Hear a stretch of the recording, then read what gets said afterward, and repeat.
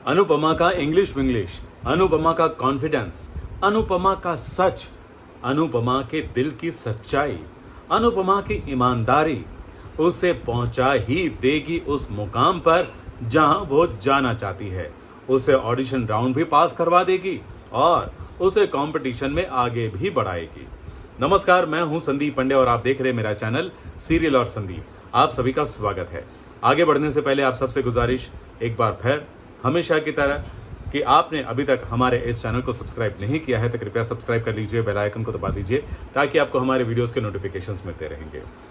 अनुपमा अपने रेस्टोरेंट में जहां काम करती है वहां पर अनुज भी पहुंच गया है। जी हाँ, दीपू से बात करने के लिए। लेकिन उससे पहले वहां बा और बीजी भी बैठे हुए थे और दोनों के बीच वही नोक झोंक चल रही थी और दोनों को मसाला चाय पीनी थी। लेकिन अनुज को देखकर दोनों हैरान रह गए। दीपू भी आश्चर्य में पड़ गया। फिर अनुज ने बोला कि मुझे बात करनी है और बात शुरू हुई। अनुज ने अपना प्रपोजल रख दिया। उसने बताया कि भाई मैं आपके रेस्टोरेंट को खरीदना चाहता हूँ, क्योंकि उसको श्रुति के माध्यम से पता चला कि स्पाइस एंड चटनी बिकने वाला है या बंद होने वाला है। तो फिर अनुज ने देर ना करते हुए जी हाँ ये प्रपोजल दीपू के सामने रख दी। दीपू ने पूछा भी कि आप ऐसा क्यों कर रहे हैं, तो उसने बोल दिया कि अनुपमा के लिए, क्योंकि अनुपमा के लिए ये रेस्टोरेंट बहुत स्पेशल है और अनुपमा अगर मुश्किल में पड़ गई तो फिर मैं ये देख नहीं पाऊंगा, इसलिए मैं ये रेस्टोरेंट को बचाना चाहता हूँ। और अनुज ने दो ऑफर दे दिया है दीपू को कि या तो मैं खरीद लूँ और या तो आप मुझसे लोन ले लें। अगर आपको मार्केट से कोई पैसा नहीं दे रहा है तो आप मुझसे लोन ले लें, लेकिन किसी न किसी तरह से स्पाइस एंड चटनी को बचाना है। अब दीपू ने बोला है कि मैं सोच विचार करके आपको बताऊंगा। अब वो क्या बताएगा वो तो बाद में ही पता चलेगा, लेकिन हाँ, अनुपमा ज़रूर अनुज से टकरा गई है और अनुज को देखकर वो एक बार फिर अनकंफर्टेबल हो गई है। लेकिन अनुज भी बिना कुछ बोले वहाँ से निकल गया है और अनुपमा निकल गई है और पहुँच गई है अपने कंपटीशन के लिए। इस बीच बापूजी पर हमला हो गया है। जहाँ बापूजी पर उन्हीं गुंडों ने हमला किया जो तोशू से पैसे मांग रहे हैं।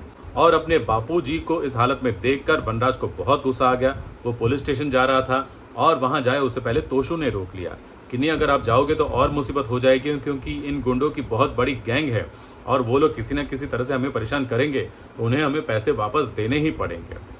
अब पैसे आएंगे कहाँ से? लेकिन हमने सुना है कि बाप बेटे दोनों जो हैं वो योजना बनाने वाले हैं, एक ऐसी योजना ताकि उन्हें पैसे भी मिल जाए और उनका ये जो गुंडों का कर्जा है वो भी चुकते हो जाए। और ये योजना अनुपमा के कंपटीशन से ही जुड़ी है। अनुपमा कंपटीशन में पहुंच गई है, जी हाँ, ऑडिशन राउंड में, और वहां जैसे ही उस पर स्पॉटलाइट आई वो थोड़ी सी डर गई। जी हाँ, वो सोच में पड़ गई कि कैसे उसके बेटे, उसकी बेटी और उसका एक्स पति यानी कि वनराज उसका मजाक बना रहे थे, उसका कॉन्फिडेंस लूज करने की कोशिश कर रहे थे। और अनुपमा अभी इस मौके पर यानी कि शुरुआत के मौके पर अपना कॉन्फिडेंस थोड़ा सा गंवा रही थी। और दूसरा, लैंग्वेज बैरियर्स भी। जी हाँ, वो सामने बैठे जजेस की बातें समझ नहीं पा रही थी। लेकिन फिर बाद में अच्छा हुआ कि उसमें से एक जज जो थी वो हिंदी बोल सकती थी या समझ सकती थी।